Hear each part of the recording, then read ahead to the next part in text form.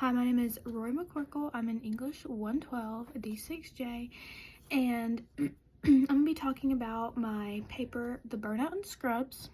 This is about nurses and how overworked and underpaid they are. The average shift for a nurse is 12 and a half hours, part-time, full-time, PRN, whatever, and PRN is as needed. So in that 12 hours, it can be 40 hours in total or 24, depending on if they're part-time or full-time.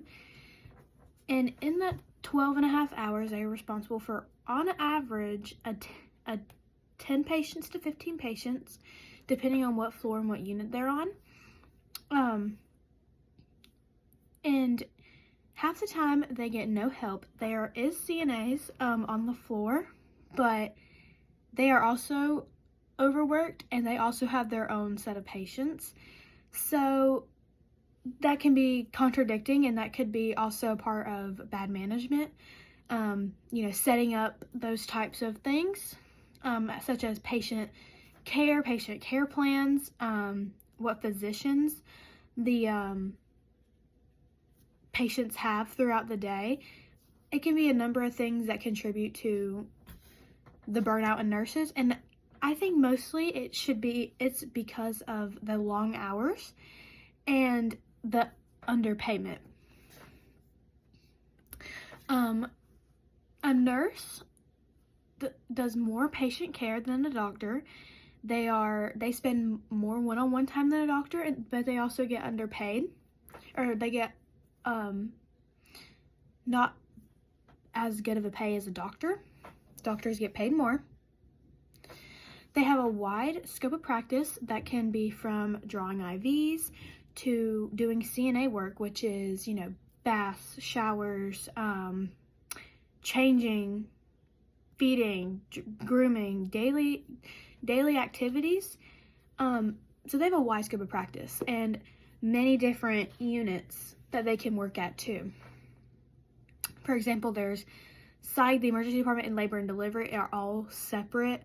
Very wide. There's a very wide range of things that the nurse has to do on a daily basis. So that can also contribute to it, because the scope of practice is so much to learn and to keep up with. And if they do not do continuing education, that is also a reason for them to have their nursing license revoked. Nurses do not get paid much. They get paid on average $80,000 to $100,000, depending on how long you've worked and what unit you work for. A lot of them go to continue their education, such as a bachelor's, a master's in science and nursing, a doctorate in nursing practice, family nurse practitioner. There's a wide range. The highest paying nurse is a certified nurse anesthetist, which is anesthesia, and they get paid on average in North Carolina $360,000 a year. And whenever nurses go back to continue their education, they are putting themselves either in more debt, or they are signing a contract with the hospital or facility that they're in to pay. So it just contradicts why they are going back to school, because nurses go back to school to get paid more, because the higher education you have, the more you get paid.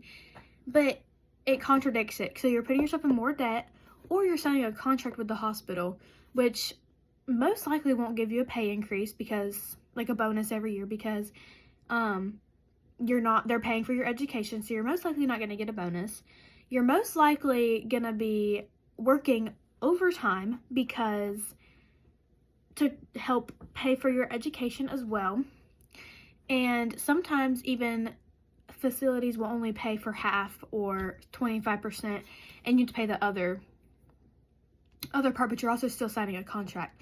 Those contracts can go from either 2 years, like stay with the company for 2 years, or it can go all the way to 10 years or more, depending on what you're looking for, how long you're going to be in education, and how long you're going to be in the healthcare field. So let's say you're 25 years old and you're going to go get your doctorate in nursing practice, they're probably going to assign you for a little bit longer, as opposed to a 6-year-old wants to get a master's in science and nursing because they only have 5 years left of retirement. As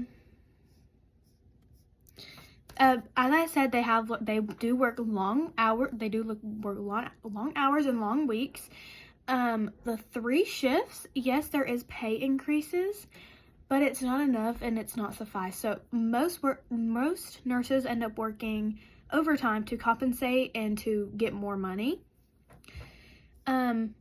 It's just the hierarchy of healthcare field is, doctors always get paid more, but it's because they have been in school longer.